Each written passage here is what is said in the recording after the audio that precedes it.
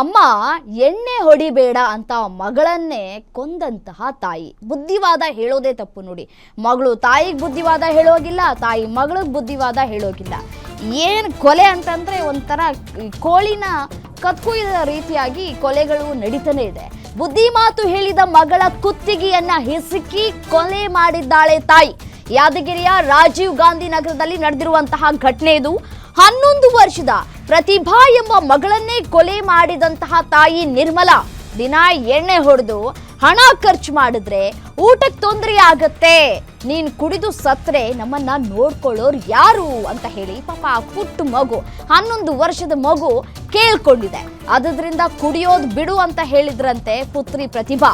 ಮಗಳ ಹುಸ್ರನ್ನ ನಿಲ್ಲಿಸಿ ಪೊಲೀಸರ ಎದುರು ಕಥೆಯನ್ನ ಕಟ್ಟಿದ್ದಾಳೆ ಪಾಪಿ. ಮಗಳು ಜ್ಯೂಸ್ ಕುಡಿಯೋದಕ್ಕೆ 15 ರೂಪಾಯಿ ಕೇಳಿದ್ಲು, ಹಣ ಕೊಟ್ಟಿಲ್ಲ ಅಂತ ಸೂಸೈಡ್ ಮಾಡ್ಕೊಂಡ್ಬಿಟ್ಟಿದ್ದಾಳೆ ಅಂತ ಹೇಳಿ ಕತೆ ಪುಂಗಿದ್ದಾಳೆ. ಅದನ್ನ ನಂಬಿಸೋದಕ್ಕೂ ಮನೆಯಲ್ಲೇ ಸೀರೆಯನ್ನ ಕಟ್ಟಿದ್ದಂತಹ ತಾಯಿ ನಿರ್ಮಲಾ ಪೊಲೀಸರ ವಿಚಾರಣೆ ವೇಳೆ ಸತ್ಯವನ್ನ ಬಾಯ್ಬಿಟ್ಟಿದ್ದಾಳೆ. ಎಣ್ಣೆ ತಾಯಿ ನಿರ್ಮಲಾ ನೋಡಿ ಯಾವ ರೀತಿ ಅಂತ ಒಂದು ಘಟನೆ, ನಿಜಕ್ಕೂ ಮನಕಲುಕುವಂತಹ ಘಟನೆ ಇದು. ಗ್ಲಾಸ್ ನೀರು ಕೊಟ್ಟಾದ್ಮೇಲೆ ಅಮ್ಮ ತೆಲಿಗಂಟು ತಮ್ಮ ಕಿಲೆ ವರ್ಗ ಮಕ್ಕಂತೀನಿ. ಇದು ಯಾರು ಚೇರ್ ತೊಗೊಂಬಂದಿಲ್ಲ, ಆ ಕ್ಯಾಂಡಿ ತೊಗೊಂಬಂದಿನಿ ಅವ. ನನಗೆ 15 ರೂಪಾಯಿ ಬೇಕಂದ್ರೆ 15 ರೂಪಾಯಿ ಜ್ಯೂಸ್ ತೊಗೊಂತೀನಿ ಅಮ್ಮ. ಗೋಟಿ ಗೀಟಿ ತೊಗೊಬಂದು ನೋಡು, ಗೋಟಿ ಆಡ್ತಾಳ್ರಿ, ಅದು ತೊಗೊಬಂದು ನೋಡಂಗೆ ಒಟ್ಟಿಗೆ ಏನಾದ್ರು ಬೇಕು ತಿನ್ನು. ಗೋಟಿ ಬೀಟಿ ತಗೊಂಡ್ರ ವೇದಕ್ಕೆ ಬರ್ತದೆ ಬೇಡಮ್ಮ.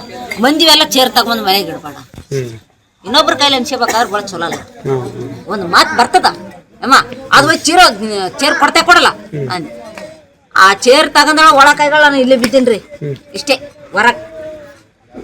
ಒಳಗೆ ಹೋಗಿ ಏನು ಮಾಡ್ಕೊಂಡ್ಳ ಹೆಂಗ ಒಳಗ ಅವಳೆ ಮಾಡಿಕೊಂಡಾಳ್ರಿ, ಚೇರ್ ಹಾಕೊಂಡು ಚೀರಾಗ ಏನು ಹಾಕೊಂಡಾಳ್ರಿ. ಇಷ್ಟೇ ಮಾತಾಡಿದ್ದು, ಬೇರೆ ಏನ್ ಮಾತಾಡಿಲ್ಲ. ನಾವ್ ಹೊರಗ್ ಬಡ್ದವಳು, ನಾವ್ ಹೊರಗೆ ಇಲ್ಲೇ ಮಕ್ಕದಿನಿ. 10 ನಿಮಿಷ ನಿಂತೆ ಆಯ್ತು.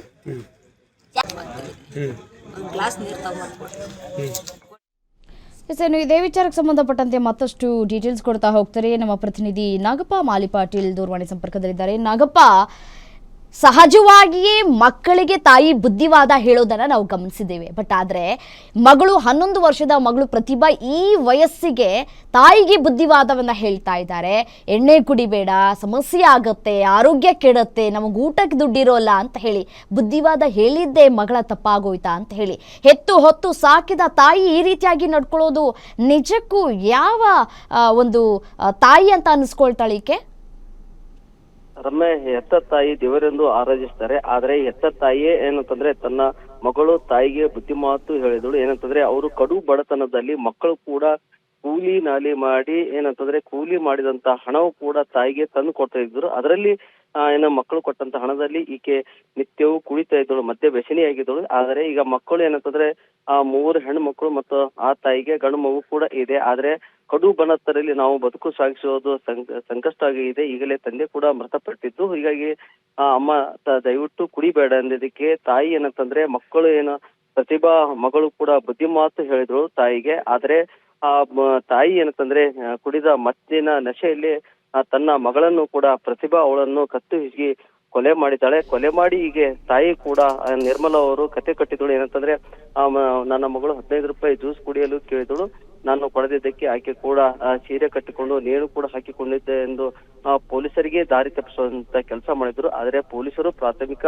ಮಾಹಿತಿ ಪಡೆದಿರೋ ನಂತರ ಏನಂತಾರೆ ತಾಯಿಯೇ ತನ್ನ ಮಗಳನ್ನು ಕತ್ತು ಹಿಸುಕಿ ಕೊಲೆ ಮಾಡಿದ್ದು ಕೂಡ ಬೆಳಕಿಗೆ ಬಂದಿದೆ.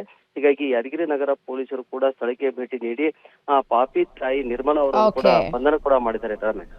ಥ್ಯಾಂಕ್ ಯು ತಮ್ಮೆಲ್ಲ ಮಾಹಿತಿಗಾಗಿ ನಾಗಪ್ಪ.